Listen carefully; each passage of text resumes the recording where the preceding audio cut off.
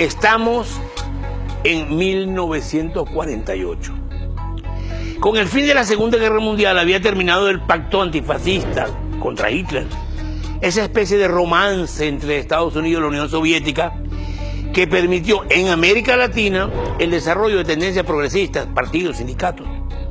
Pero ahora Washington inauguraba la Guerra Fría con una campaña anticomunista continental, una de cuyas medidas fue convocar la 9ª Conferencia de Cancilleres a celebrarse en Bogotá en abril del 48, con el fin de crear, como en efecto se creó, la Organización de Estados Americanos, la OEA. En Cuba, viendo venir esto, un joven estudiante de Derecho llamado Fidel Castro aprovechó la presencia en La Habana de unos estudiantes argentinos y les propuso pedirle a Perón el dinero necesario para convocar un congreso de estudiantes latinoamericanos en Bogotá y denunciar la Conferencia Panamericana.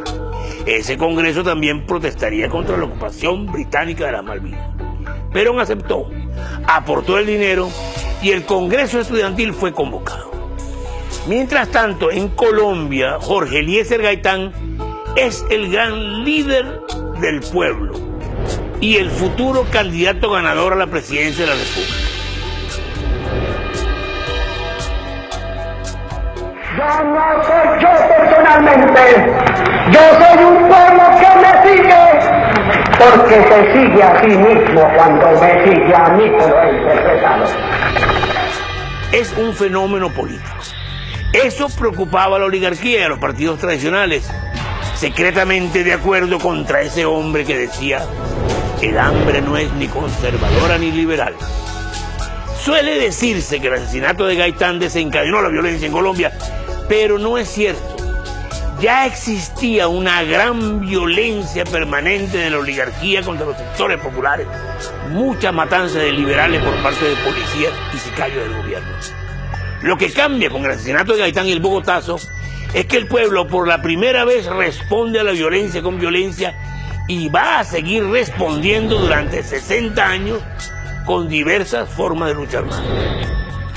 El 7 de febrero del 48, 2 meses antes de morir, Gaitán encabeza 100.000 personas en la Marcha del Silencio para pedirle al presidente Ospina Pérez que cese la matanza.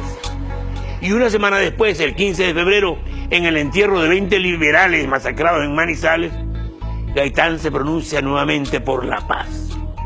Pero los asesinatos continúan y el 18 de marzo Gaitán rompe con el gobierno y exige la renuncia de los ministros.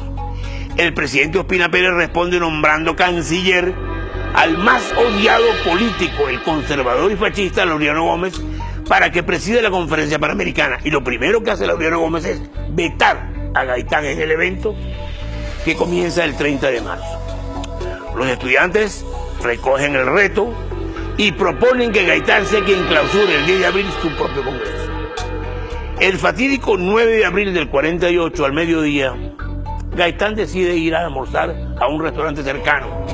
Esa tarde tenía en agenda reunirse con Rómulo Betancourt, el político de Venezuela, y con Fidel Castro, el estudiante cubano. Gaitán baja de su oficina acompañado de 4 personas, entre ellas Plinio Mendoza Neira, padre del periodista Plinio Apuleyo Mendoza, quien al salir del ascensor toma del brazo a Gaitán y se adelanta con él con el pretexto de que tiene que decirle algo. Ya en la calle lo suelta, aparece el asesino con un revólver, Gaitán gira para huir, pero el asesino le pega 3 balazos, 2 en la espalda y 1 en el cuello. Gaitán cae herido mortalmente y el asesino, un tal Juan Roa Sierra, retrocede apuntando con el arma para que no lo sigan.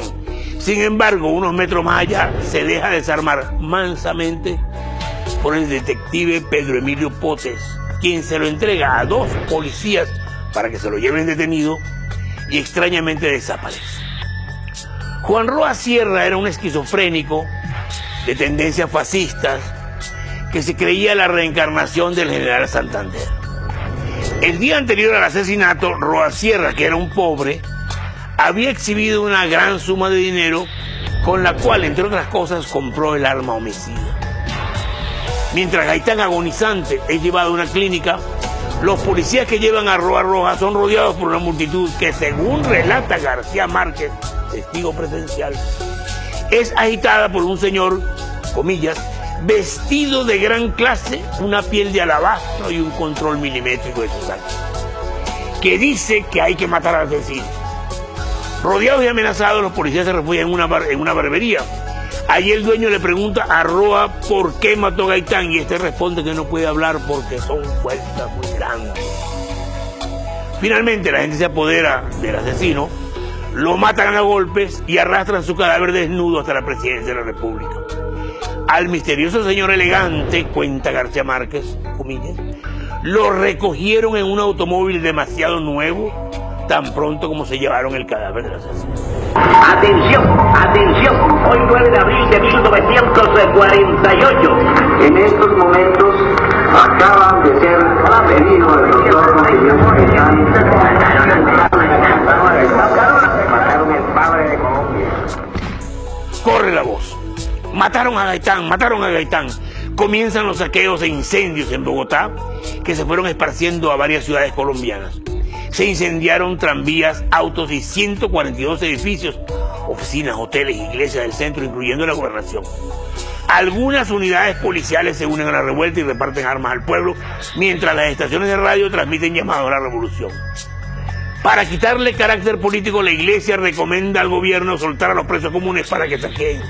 El ejército dispara contra el pueblo y el resultado final del Bogotazo es de 3.000 muertos. La justicia colombiana se cubrió de ridículo cuando sentenció en 1978 que Juan Roa Sierra era un esquizofrénico que actuó por motivos personales y solo.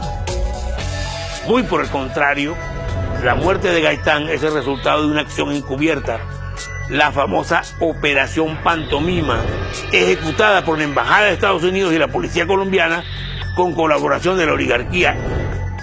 Así lo confesó en Cuba muchos años después el agente de la CIA John Meples Espíritu, que en el 48 estaba en Bogotá haciéndose pasar por estudiante italiano bajo el nombre de Giorgio Rico. Ahora bien, mientras los documentos sobre las acciones de Estados Unidos en el derrocamiento de Arbenz en Guatemala en el 54, por ejemplo, o en el de Salvador Allende en Chile en el 73, han sido todos desclasificados, los documentos sobre el asesinato de Gaitán seguían siendo secretos en el 2001, cuando el FBI y la CIA son llevados a juicio para que los desclasifiquen. El FBI recordó entonces que había destruido documentos claves y entregó otros sin importancia, mientras que la CIA se negó y se sigue negando hasta hoy a desclasificar los documentos que tiene por razones de seguridad nacional. Y los papeles que quedaron en Colombia fueron finalmente destruidos. ¿Por orden de quién? Por orden de Álvaro Uribe. Sabemos por qué mataron a Gaitán. Sabemos quién lo mató y quién se lo señaló al asesino. Lo que queda por saber es cuál fue la participación de los Estados Unidos en el crimen. Pero todo indica que eso seguirá siendo, por un tiempo, para ustedes y para mí, otro misterio de la historia.